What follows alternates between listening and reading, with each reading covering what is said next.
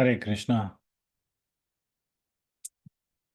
Welcome once again to the Bhagavad Gita class. So we are starting chapter 5. Let us start with Mangalacharan prayers, and I will share the screen. These prayers are available in the introduction to Bhagavad Gita as it is.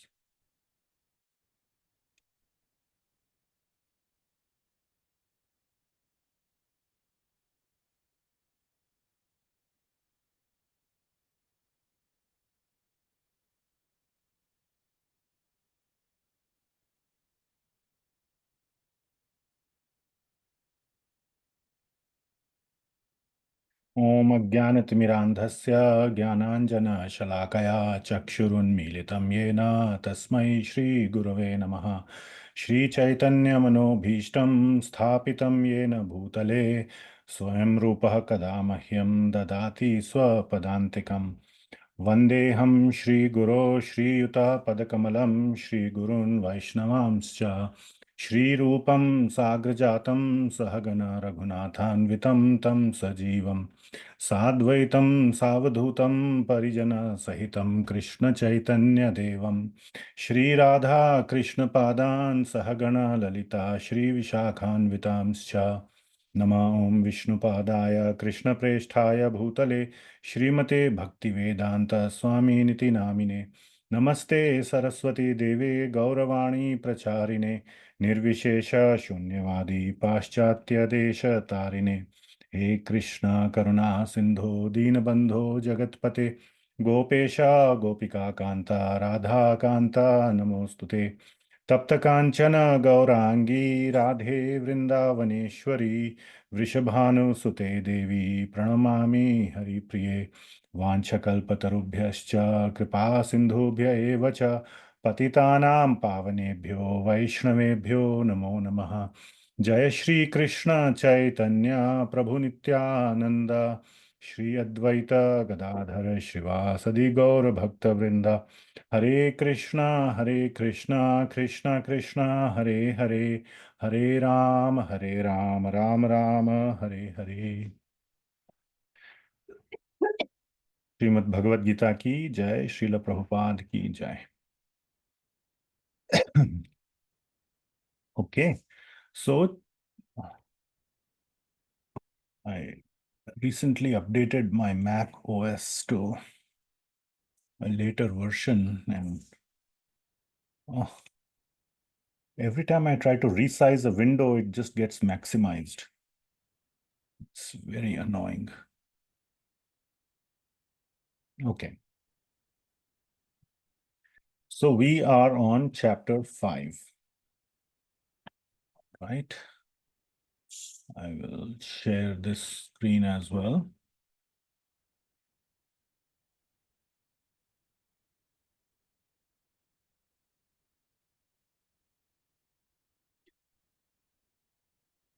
Okay. I hope you can see the screen. Yeah, okay, thanks. So chapter 5. So before we begin, today it will be a short class till about, I would say 6 o'clock or somewhere sooner.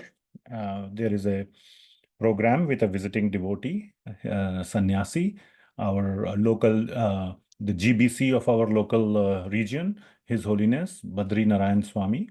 So we will be going for a home program after the class. So that is why we have a short class today. Let us begin.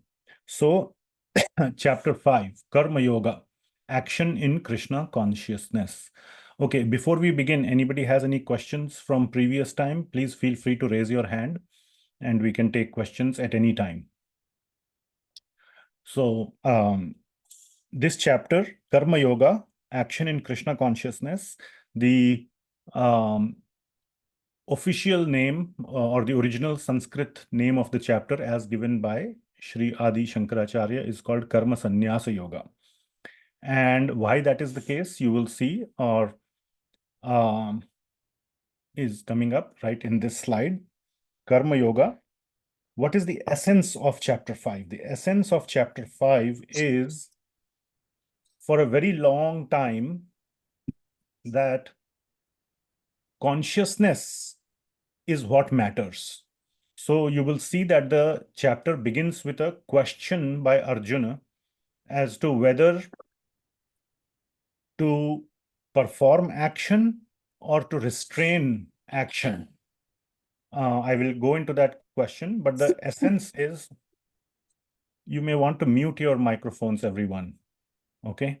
And speak up whenever, and unmute when you want to speak.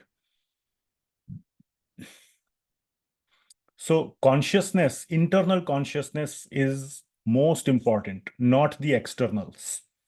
And later on, towards the later half of the chapter, the result or the destination will be revealed, which is Brahma Nirvana. What one attains as a result is Brahma Nirvana. And this was mentioned in the previous chapter as well, fourth chapter, that attainment of the Brahman realization is the final goal of Jnana Yoga. So that Brahma Nirvana is going to be revealed as the final destination. I will explain towards the end of this discussion of chapter 5, little more details about it, of this Brahman realization or Brahma Nirvana. And finally, the last verse of the chapter, Lord Krishna will reveal or will talk about Bhakti. So, as we said, Bhakti is embedded in all the chapters, and in this chapter also, it will come in the very last verse, 5.29, which is a very famous verse, and to be memorized as well.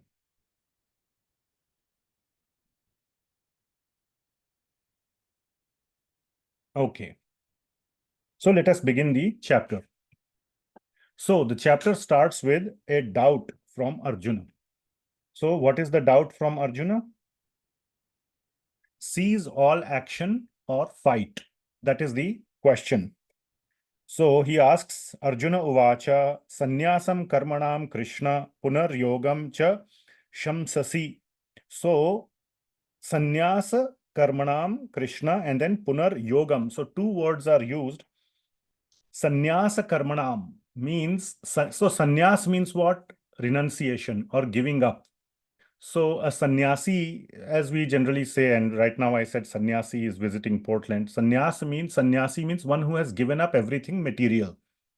So nothing, he's not attached to anything material. That is a sannyasi, or sannyas means giving up everything material. So karmanam, sannyasa karmanam means giving up all action, which means not performing any action. So Arjuna is saying sanyasa karmanam Krishna punar yogam cha shamsasi. Shamsa means to praise, like we say in Hindi, prashamsa. So the shamsa is the root word, which means to praise, like prashamsa, shansasi. So you are praising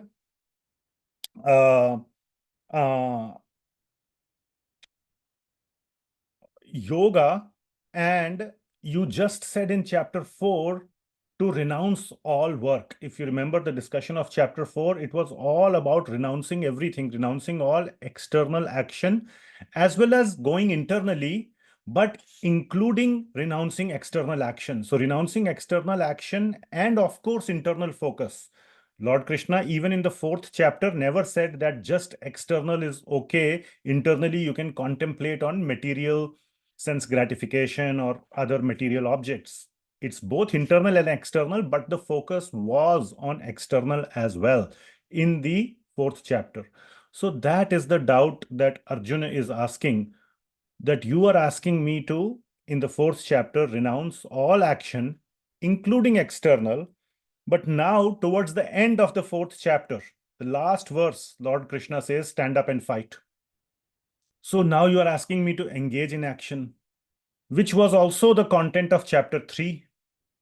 So basically, chapter 5 is a reconciliation, is a integrated understanding of chapter 3 and chapter 4 combined. Because these two philosophies of Karma Yoga and Jnana Yoga seem to be opposite, going in opposite direction. Karma yoga is recommending, and karma yoga here means nishkama karma yoga. Obviously, there's no sakama or to be understood here. It's all nishkama karma yoga, which means performing actions for the sake of duty with no attachment to results. That is, in essence, nishkama karma yoga versus karma sanyasa, which means giving up action completely, internally and externally. Which one is better? He is asking. So, punar yogam cha samshasi. Yat shreyah means better. Which one is better? Etayor ekam. Please tell me.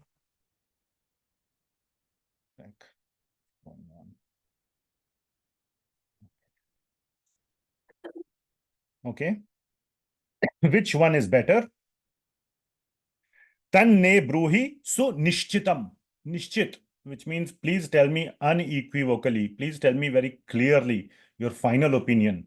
Don't give these diplomatic answer that or politically correct, as we say, when you see a politician talking, you don't get the real answer. You feel like, what did he say? This also, that also.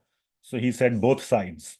So tell me very clearly what you want to say. So the translation is, "O Krishna, first of all, you ask me to renounce work, and then again you recommend work with devotion. Now, will you kindly tell me definitely which of these two is more beneficial?" So that is the question that Arjuna is asking in first verse.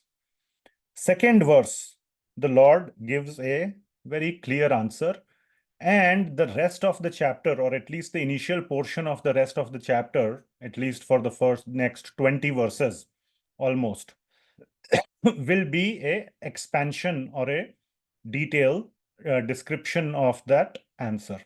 So Lord Krishna starts to say, Shri Bhagwan Uvachaha Sanyasah Karma Yogascha Nishreyas Karavubhav Tayostu Karma Sanyasat Karma Yogo Vishishyate. So he says that Tayo tu karma sanyasat karma yogo vishishyate. So between this karma sanyasa and karma yoga is better. So that is what I have written here. Karma yoga is better. Lord Krishna's answer is karma yoga is better than karma sanyasa. And what it means. So here Lord Krishna is taking karma sanyasa literally. Literally means giving up external action. So what he is saying, karma yoga, the action in with the right consciousness is better than just giving up action. So giving up action is not recommended. Performing action, but with the right consciousness, is very, very important. And that is what we said in this first slide as the essence. Consciousness is all that matters. And what will be that consciousness? With internal detachment to the action as well as the result. So here there is this added aspect of internal detachment even to the action. The aspect that will come up very soon you will see is that I am not the doer. So the activity itself is just being done for the sake of doing it, but I am not the doer. And of course, I have no attachment to the result as well. So that is the consciousness in which one should do the action, and such karma yoga is better than karma sanyasa, which means just giving up action externally, but internally still contemplating. So that is the equation that is being drawn, or that I hope you understand what is better than what. Okay. So the translation is, the Supreme Personality of Godhead replied, the renunciation of work and work in devotion are both good for liberation. But of the two, work in devotional service is better than renunciation of work.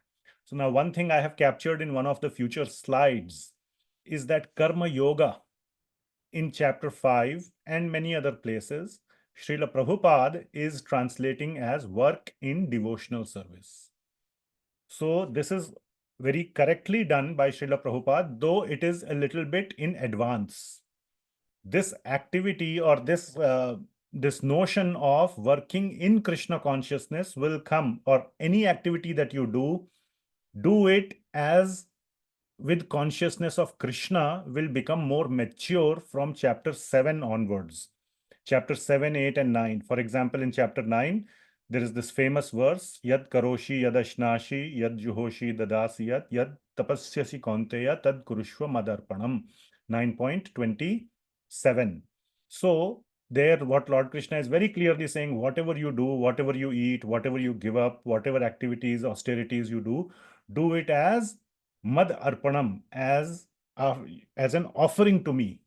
So that is acting in Krishna consciousness. Srila Prabhupada is just taking that understanding and putting it, or giving it to us in chapter 5 itself.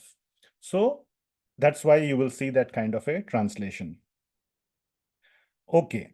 So Lord Krishna is saying that between the two, the activity that is done with consciousness, with proper consciousness, is better.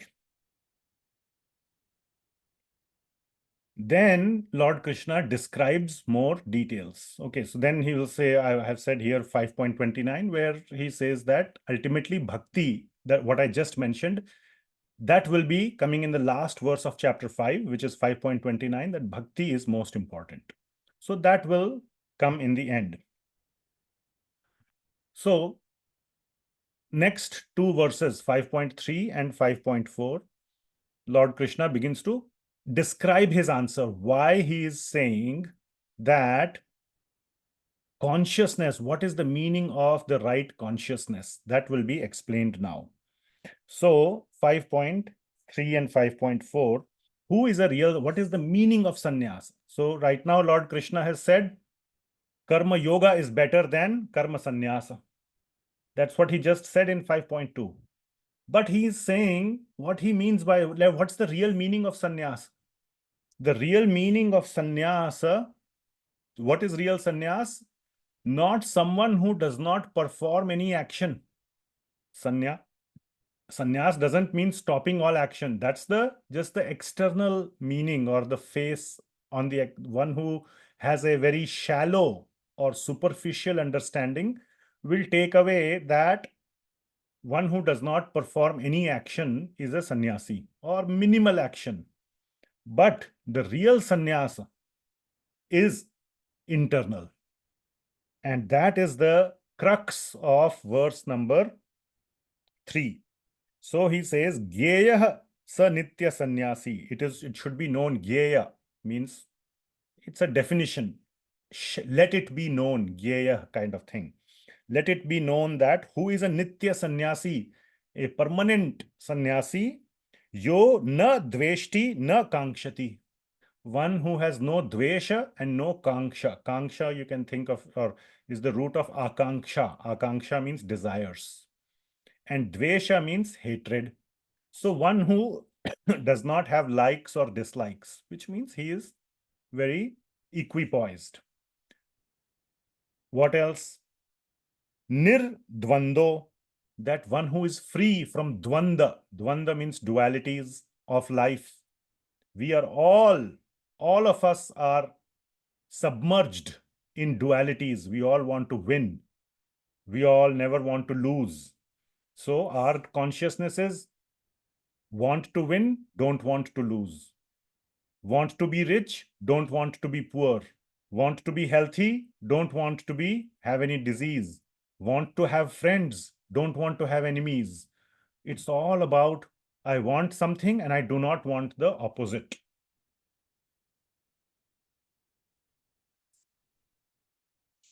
So that is the nature of ordinary people like me who are living in dualities. I want this, I don't want this.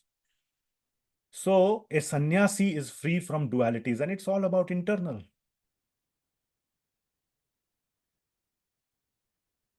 And such a person is bandhat, sukham bandhat pramuchyate. That such a person is liberated, pramuchyate, from all bandhans, all entanglements, all material bondage. So the essence is that who is a real sannyasi? One who is detached, or one who is equipoised in the mind, in his consciousness. That is a real sannyasi. And in that sense, both karma yoga and karma sannyas are the same. Whether you are doing an activity externally but are internally detached, are internally not having any likes and dislikes, or not having dualities, it doesn't matter whether externally you are performing any actions or not. That is immaterial, and therefore they are the same.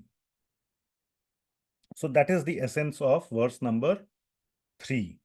One who neither hates nor desires the fruits of his activities is known to be always renounced.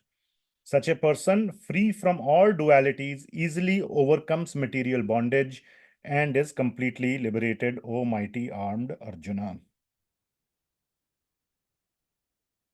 The next verse, 5.4, that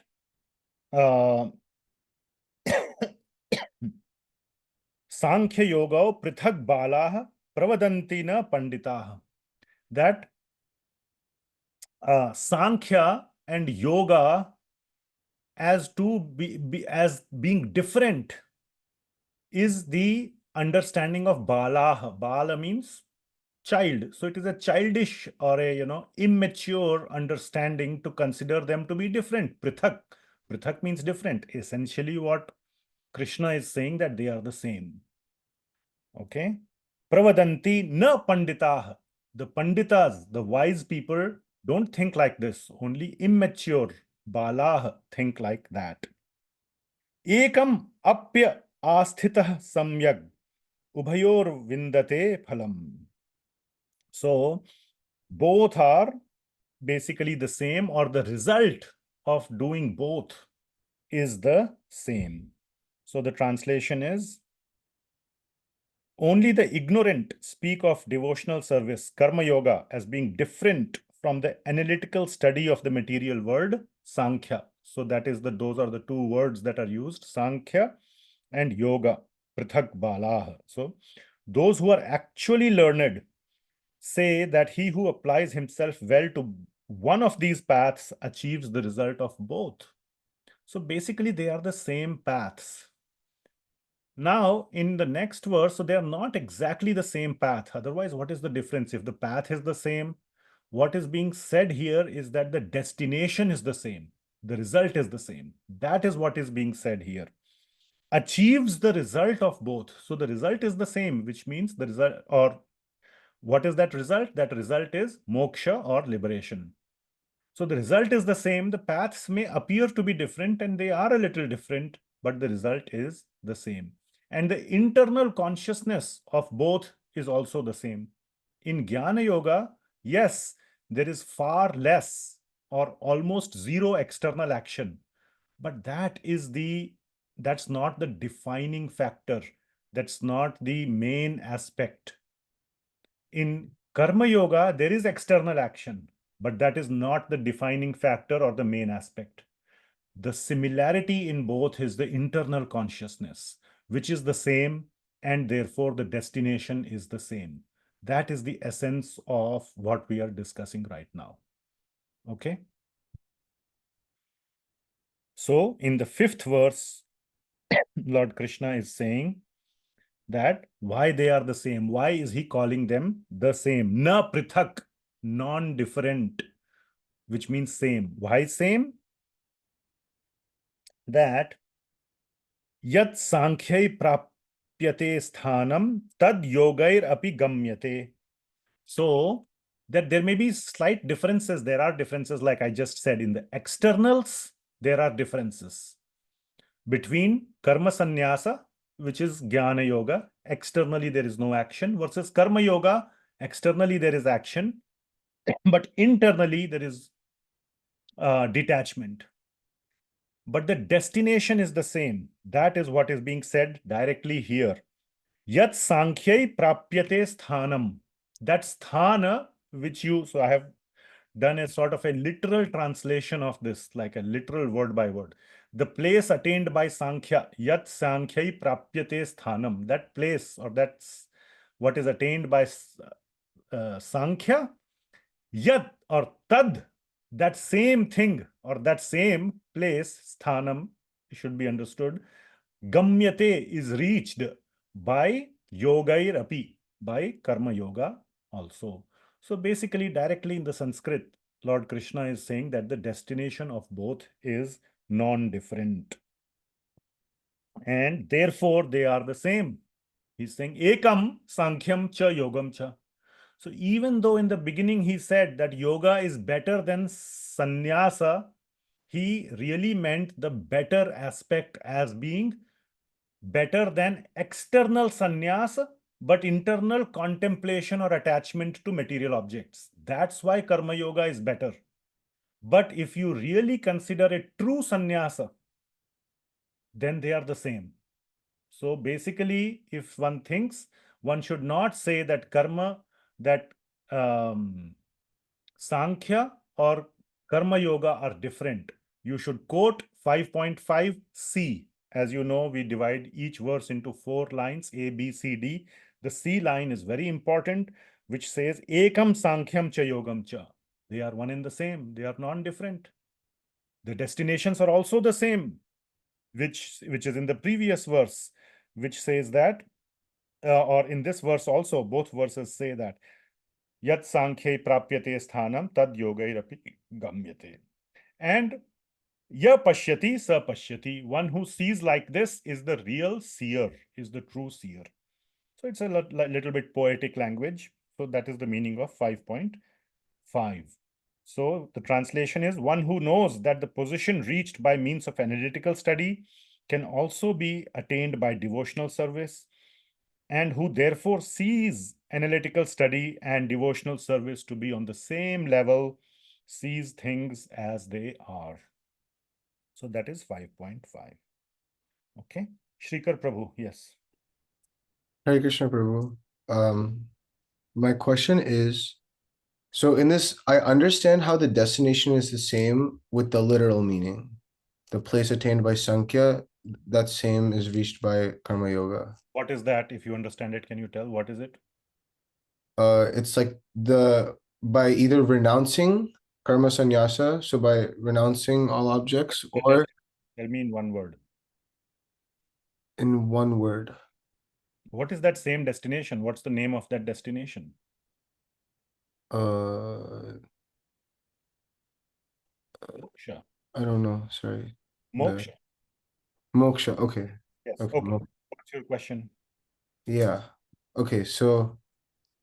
Okay, I see. So yeah, so the place attained by sankhya that is the same. Okay, so the destination is moksha.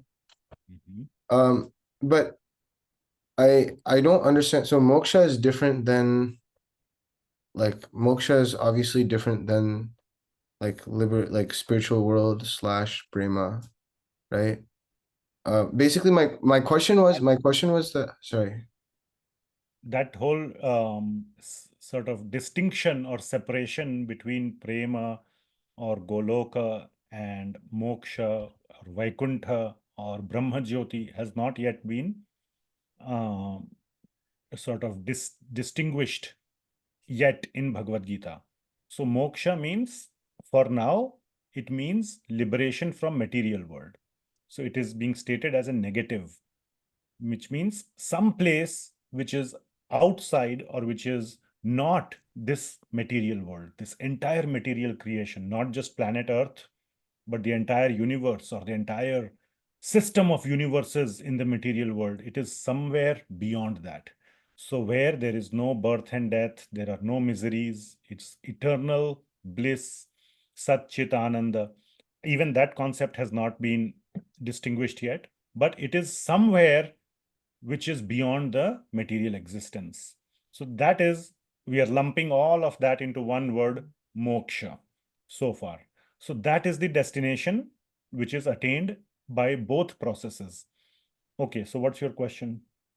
Yeah, okay. Thank you, Prabhu. So my question is that I understand within this literal translation, that like this makes sense. This comparison or this equality makes sense. But in Prabhupada's translation, with karma yoga meaning like devotional service through like using objects to like I mean, yeah, Prabhupada's translation is literally devotional service for karma yoga in the translation. And so I don't understand how that can be equated to the analytical study of the material world.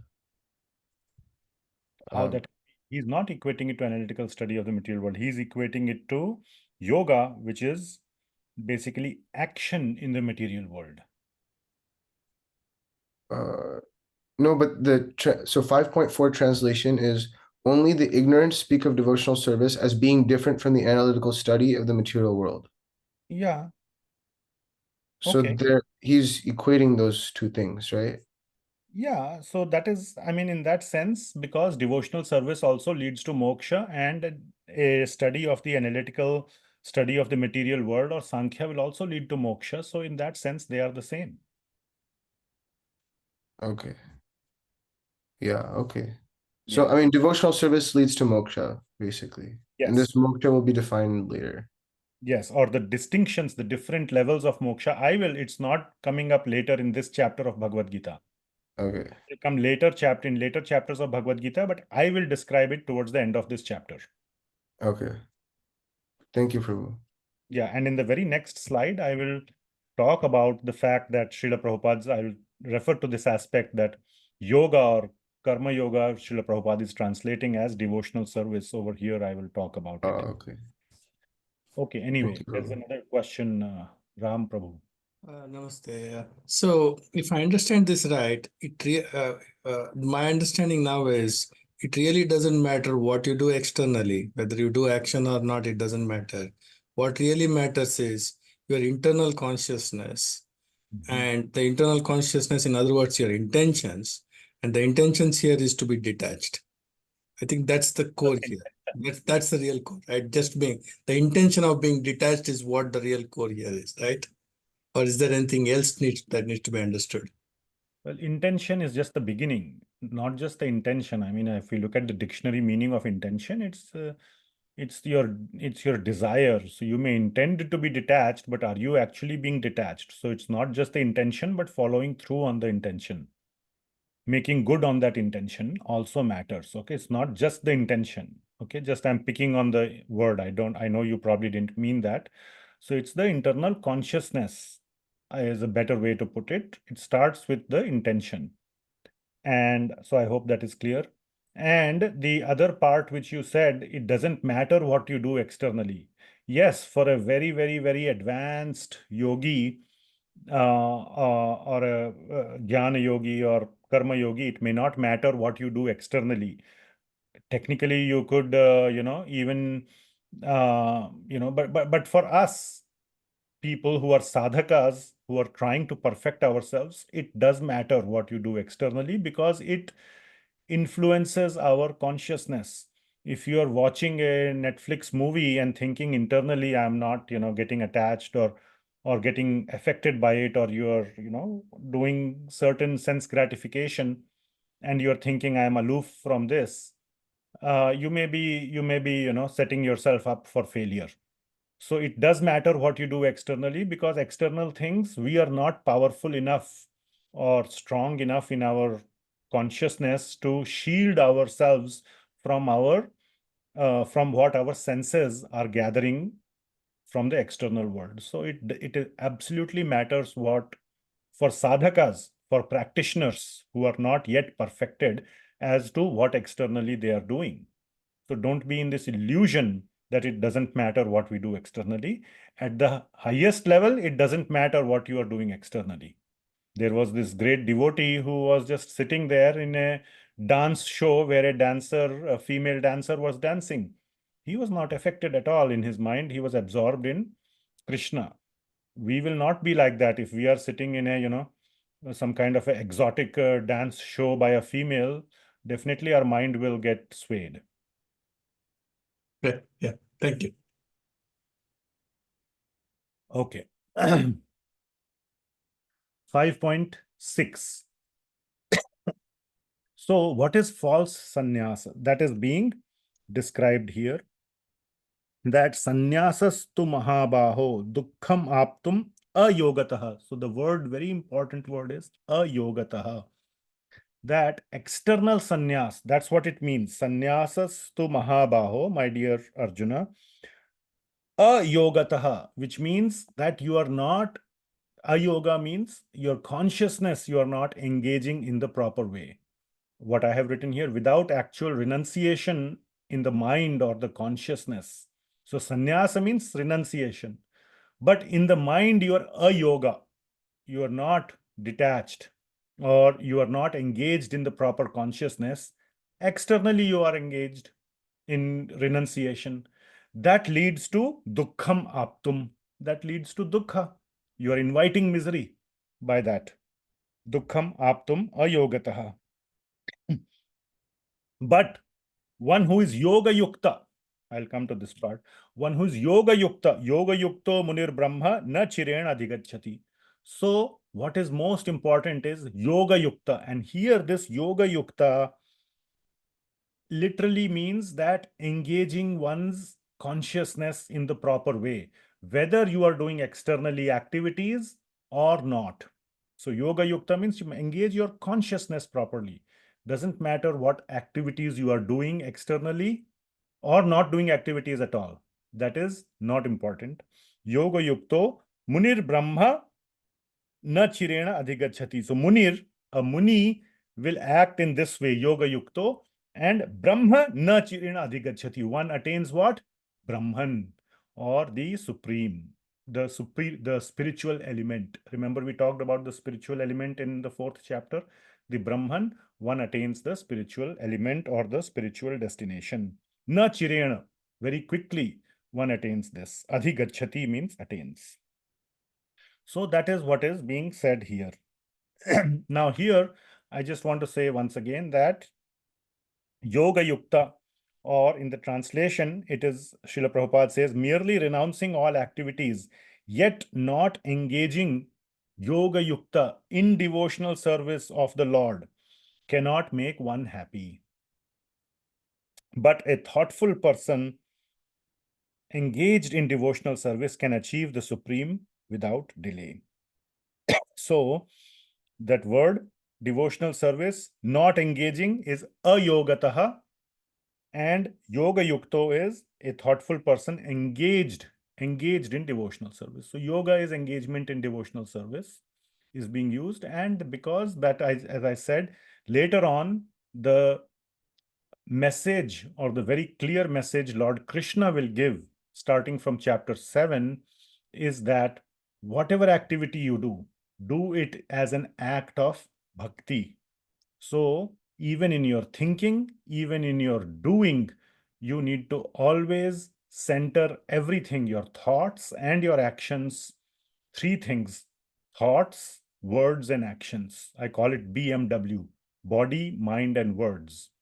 All 3 need to be centered around Krishna, and that is bhakti.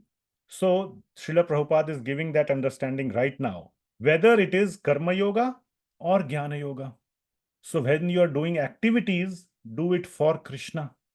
So there are so many activities to be done for Krishna. We will cover that in the later chapters. But for example, if you are cooking, cook for Krishna, not for yourself. When you are cooking, think that, yes, this food will be offered to Krishna. By the way, I will get some. That's okay. If Krishna were actually come and eat it all up, I will be very happy, which means my getting anything of it or not is secondary. Main thing is I am cooking for Krishna. When you are raising a family, you are raising a Krishna conscious family. Any activity that you're doing for Krishna. And jnana yoga, even if you are reading something, if you are studying something, don't study any nonsense things. Study for Krishna, or study activities, Janma Karma Cha Me Divyam 4.9, that one should do or attain bhakti gyan, or obtain bhakti gyan, not just any gyan. So that becomes again bhakti. And that is why, and these concepts will be developed a lot more in the future chapters. And Srila Prabhupada is saying that this yoga yukta is therefore devotional service. So that whole concept is being advanced or is being preponed, is being brought earlier into 5th chapter. That's the only thing. So engaging the consciousness in the Supreme is all that matters. And the Supreme right now is being referred to as Brahma. Right here in this word, yoga yukto munir Brahma na chirena adhigachati. So engaging our consciousness in Brahma leads one to attain Brahma. This is not Brahmaji with 4 heads. This is Brahma, the spiritual element, or Brahman, what it is called. And regardless of whether is performing karma yoga or jnana yoga, that doesn't matter. One should be, the consciousness should be in the Supreme or Krishna. And that leads to attainment of the Supreme, the same. So putting your consciousness in Brahman leads to attainment of Brahman, and you replace Brahman with Krishna, the sentence is still good, which means putting your consciousness in Krishna leads to attainment of Krishna. So that is verse number 6. So this is, it started with this discussion. So that's why the title of the slide I have given as false sannyas. So this is false sannyas, means externally you have given up activities, but internally you are doing a yoga. You are not detached internally. It leads to misery. So then leads to the question, what is true sannyas? So that is being described in verse number 7. And it starts with yoga yukto. The first thing is yoga yukto, just like in the previous verse. So yoga yukto visuddhatma vijitatma jitendriyaha sarva bhutatma bhutatma kurvan api na lipyate. So what is the meaning? That who is a true sannyasi? A true sannyasi is one who is yoga yukta, which means his consciousness is properly situated. Where is it situated? In the Supreme, or more directly speaking, in Krishna. So his consciousness is situated in Krishna. And then, even though he may seem to perform actions externally, he is never entangled. Kurvan api na lipyate. Kurvan means he is doing karya or activities. Na lipyate. Lipyate means to get entangled. So na lipyate. Api means even though. Even though he is performing activities, he is not entangled in those, in the results, or he is not getting any karmic reactions out of it. And what are the characteristics of such a person? So 4 characteristics have been given in this verse. Vishuddhatma. Vishuddhatma means that his atma or his soul is shuddha. Vishuddha means very shuddha. Okay, V stands for very. Okay, I'm just joking. So Vishuddha means very, or V means very, Shuddha. So very purified soul. So he is a very purified soul. Vijita Atma means he has completely, Vijita, Jita means to win or to conquer. Atma, which means he has conquered himself, which means he's a self-controlled, very self-controlled person. Jitendriyaha, same thing, he has jita, he has won over or he's conquered his senses, indriya. So he's jitendriyaha, and he's sarva bhuta atma bhutatma. Sarva bhuta atma bhutatma, which means that for all living entities, he is very kind and compassionate towards them. So these are the characteristics of such a true sannyasi person, which the main thing being that he is self-controlled and he is a purified soul. He has conquered over his senses, and this means that internally, it's not like only externally he has taken sannyasa from actions. Even internally, he is not like, externally you are looking like a sannyasi. Internally, you are looking, this gulab jamun is so tasty, or, whatever else, that all the money, that car is very nice, I'm going to sit in that car. Or maybe, even something more serious like this Mataji is looking very beautiful, or whatever, looking at the opposite gender, or what else, whatever goes in the mind. So externally you are at this one sannyasi, internally all kind of sense gratification is going on. So that is not there. And not only that, but he is detached from the act of performing actions. The actions that he is performing also are in a very detached way. That in 5.8 and 5.9. So let's read the translation of 5.7. One who works in devotion, who is a pure soul. One who works in devotion means yoga yukta, who is a pure soul, visuddhatma, who controls his mind, vijjitatma, and senses, jitendriyaha, and is dear to everyone, sarva bhutatma, bhutatma, and everyone is dear to him. So both ways. So sarva bhutatma, bhutatma. Though always working, such a man is never entangled. Kurvan api na lipyati. So that is 5.7. 5.8 is, I won't read, it's a joint verse, long one. Naiva kinchit karomi iti. So the first two lines are very important.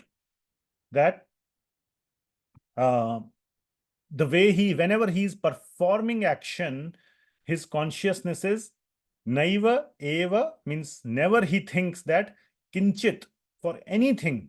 Kinchit means for anything at all. Karomi iti, whatever I am doing, that I am karomi iti, I am the doer. Karomi iti na eva, I am not the doer of kinchit, anything, whatever is, it may appear that I am doing, I am actually not the doer. Yukto, one who is a yoga yukta, manyate, that's how he thinks. Manyate means manta hai, or he considers, or he thinks like this. Tattvavit, such a person. Tattvavit is the name of, or this, the adjective or the quality of this person is known as a tattvavit, which means one who understands the essence of all teachings. Such a person always thinks I am not the doer, always considers that I am not the doer. And then he does activities. He may do hundreds of activities, and so many activities are described here. Pashyan, Shrinvan, Sprishan, Jangran, Ashnan, Gachan, Swapnan, Shvansan, Pralalpan, Visrajyan, Grihnan, Unmishan, Nimmishan, Api, Indriyani, Indriya Artheshu, Vartanta iti Dharayan. So he's doing so many things. Some at least 10 things were mentioned. So I'll read the English translation. That a person in the divine consciousness, although engaged in seeing, pashyan, hearing, shrinvan, touching, sprishan, smelling, jingran, eating, ashnan, all those things. I won't do a whole word by word translation. Moving about, sleeping and breathing, always knows within himself that he actually does nothing at all. Because while speaking, evacuating, receiving, or opening or closing his eyes, even opening or closing his eyes, such a simple thing like that, he always knows that only the material senses are engaged with their objects and that he is aloof from them, or he is not the doer. So the main line is the first two lines, Naiva kinchit karomi iti. That one you must remember, that I am not the doer. Okay. Yes, Rajvidya Prabhu. Hare Krishna, Prabhuji. Yes, Prabhuji. Prabhuji, here, the characteristics of such a person, we have 4 characteristics. So I have 2 parts to my question. First part is, Vishuddhatma, does it mean that the person is in Shuddha Sattva? Right? Yes. About the, yeah? Yes, Okay. Shuddha Sattva, not just Sattva Guna, because that means he will be in a material mode. Vishuddha Sattva means he is beyond all material conception. That is Vishuddha Sattva, and that is exactly what this person is in. He is transcendental to material platform.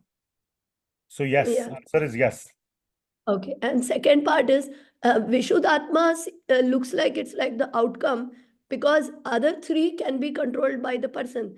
like vijidhatma, self-controlled, jitendriya, controlling senses, sarva bhuta atma bhuta, compassionate. So all these three are the doings, but Vishuddhatma seems to be the outcome. Is that the correct observation? You're overanalyzing, but that's okay.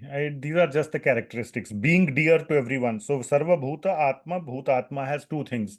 He considers others dear, others consider him dear. So if you analyze according to your line of thought, others considering you dear to them is not something in your control. So there is that aspect too.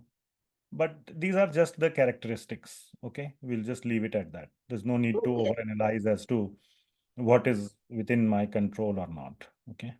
Yeah, Hare Krishna. All right. 5.10. What's the time? Oh, 5:55. So we'll do 5.10 and maybe we'll stop. Then we'll continue next time. So 5.10. Oops, my animations got messed up. So I'll just. So 5.10 is a nice example. So one who performs Brahmani adhaya karmani sangam tyaktva karoti yah. Very important line. So such a person is doing activities with two types. There are two, not types, but two aspects to his consciousness. We have stressed it already, but again, that stress is coming. One is detachment, but the other is attachment also, but attachment to the spiritual. Detachment from the material, and that's not enough. Attachment to the spiritual. Okay, so that is what is the meaning of Brahmani adhaya karmani. Adhaya means doing it for someone. Srila Prabhupada has said resigning, but resigning means resigning from the material and offering to the spiritual. So that's the way to understand. Or here he is saying surrendering the results unto the Supreme. So basically offering or giving. So Brahmani adhaya, doing it for. So all those are kind of, similar under meanings. So Brahmani adhaya karmani, doing it for the Supreme or doing it by surrendering to the Supreme. So that is first aspect.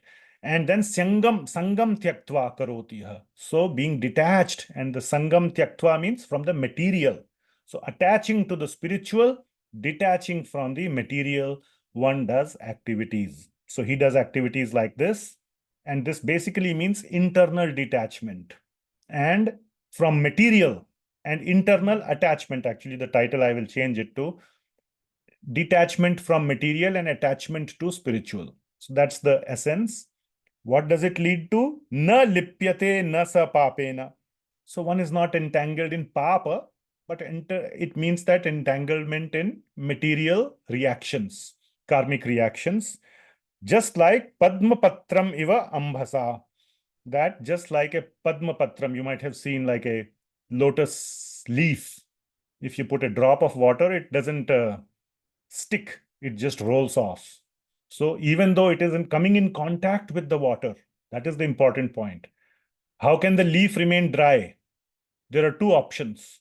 One is it doesn't even come in contact with the water, then it can remain dry. The second way is it comes in contact, but is completely detached internally because of its nature. And here the nature of the leaf, the lotus leaf, is such that even though it comes in contact with the water drop, its nature is such that it doesn't get entangled, the water just rolls off.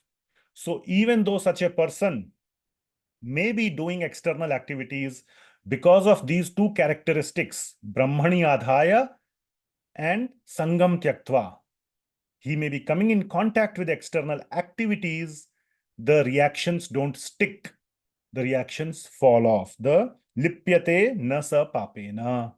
So that is the meaning. So I'm giving you sort of a detailed rundown, but the essence basically is that one who is acting in this way, the karmic reactions do not apply. That's the meaning. And that is exactly the next verse of Bhagavad Gita after 9.27.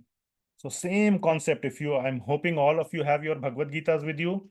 This class, if you want to get full benefit, you must keep Bhagavad Gita with you. Okay, everybody who is on camera on, show me your Bhagavad Gita. Come on. What about rest?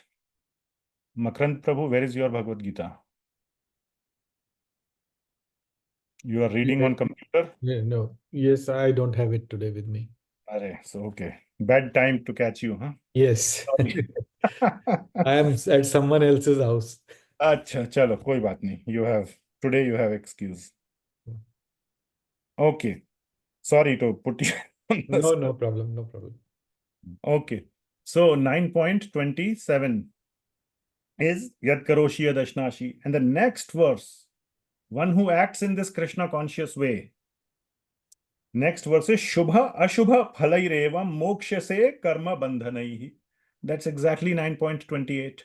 That one who works in this way. Which way? Yad Karoshi Yad Ashnashi Yad Juhoshi Dadasi Yad Tapasyasi Kaunteya Tad Kurushva Madarpanam. So one who works or one who does all activities as an offering to me, for such a person, Shubha Ashubha Phalair Evam. Whether the result is positive or negative, Shubha or Ashubha, Phal means result or outcome. Moksha se karma bandhana. That person is getting moksha, means he is getting freed from karma bandhan, from any entanglement of the bandhan of the activities. And sanyasa yoga yuktatma, same. So this 9.28 is a very sort of a reflection of the verse of bhakti, in the mood of bhakti, to the entire 5th chapter discussion we are doing.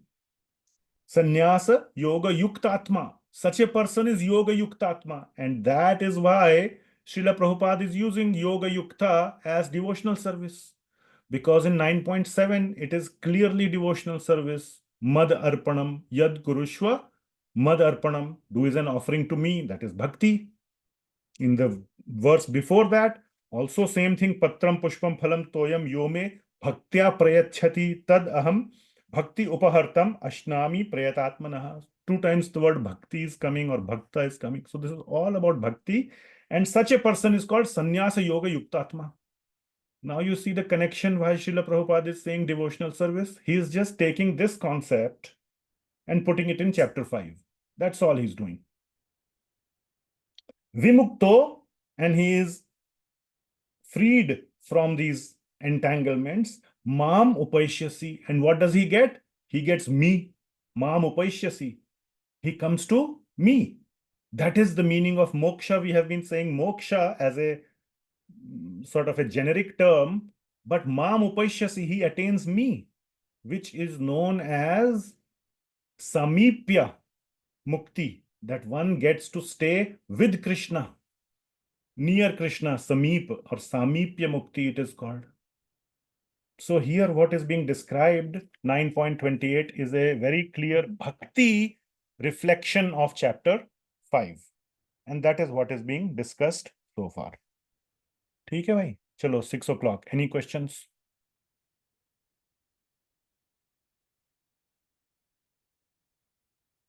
All right. Okay. Raj Vidya Prabhu Ragatmika Mataji.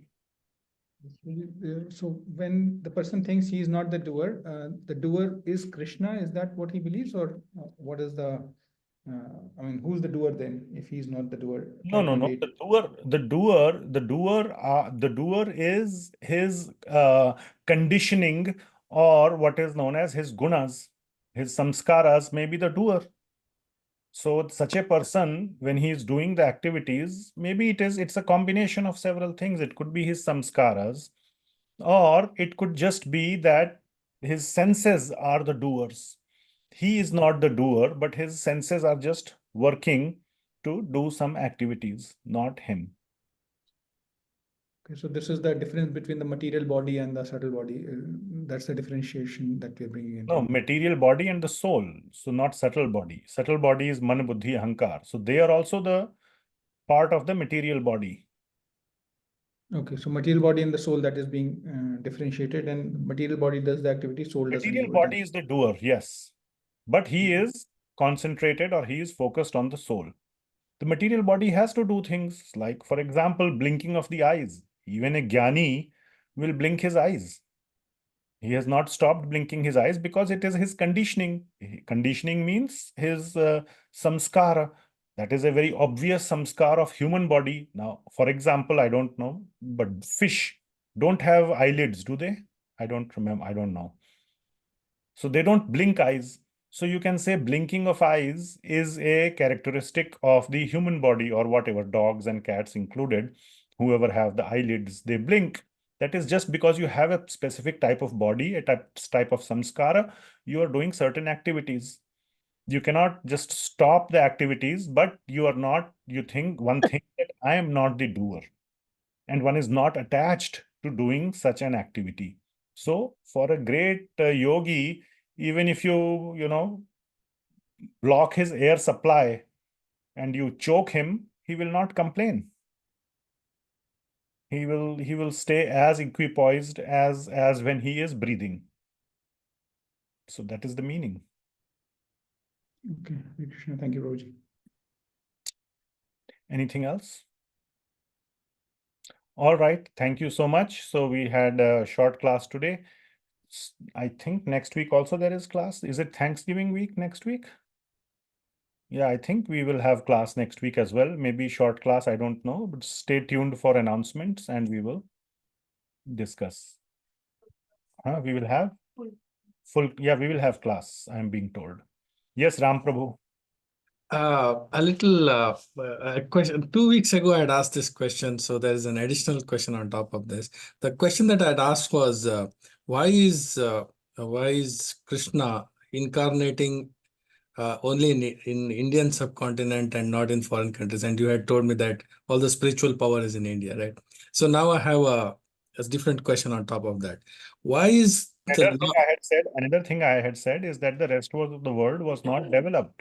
Right, that's true. Development of the rest of the world started after the Mahabharat war occurred, and even a little bit before, but basically the rest of the portions of the world were not developed. They were just either barren land, forests, or maybe inhabited by some tribals, but no civilization, as in like no civilized society organized in a with a government and with proper proper societal structure was not existing. Right. So now my next question is, why does the Lord always incarnate as a male body? Because if you go through all the incarnations, they're all male incarnations. Why is there not a female incarnation? Is there a reason for that? Because Bhagwan is Purusha and Shakti is female. And Shakti, so there is this concept will come up later of Shakti and Shaktiman. Okay, the possessor, the source of the energy and the energy. Now, energy is considered female, Shakti. So you might have seen Shakti word is female, as you can know from the Sanskrit grammar.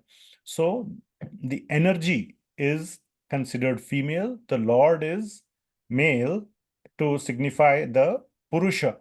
So the Lord is Param Purusha and his energy is female, and therefore all the forms of Lord's energy, whether it is Mother Lakshmi, she is the energy of Bhagwan, Srimati Radharani,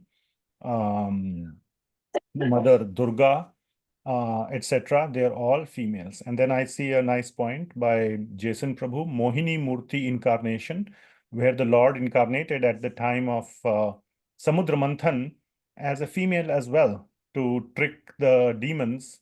So that's a good example of a female incarnation of the Lord as well. But at a spiritual level, the Lord is considered Param Purusha, and all the energies, including all the jivatmas, all of us are the energy of Bhagwan. We will cover this in 7th chapter, verse number 7.6 and 7.5 and 7.6. Para and Apara Shakti.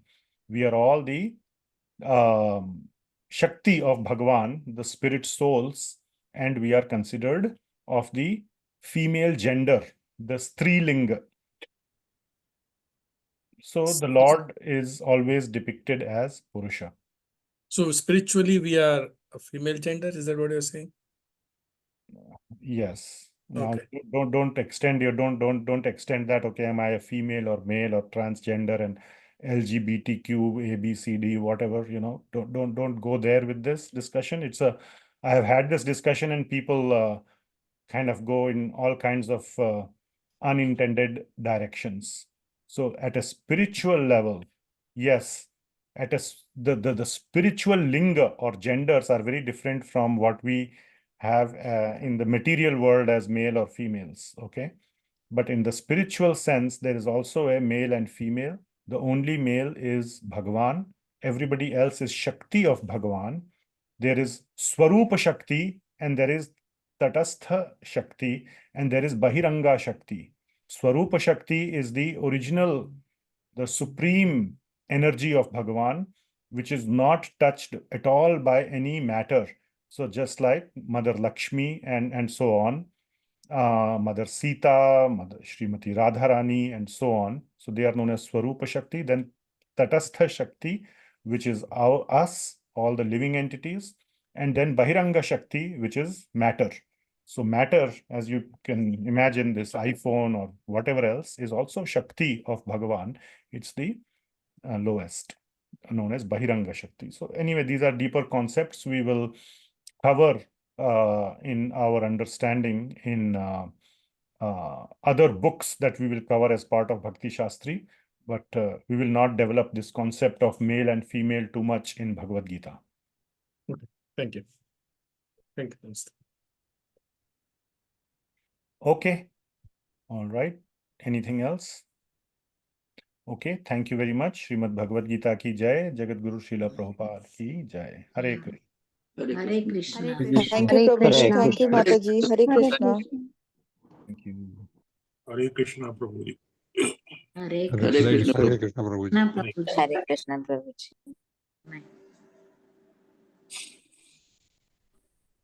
Hare Krishna, Prabhuji.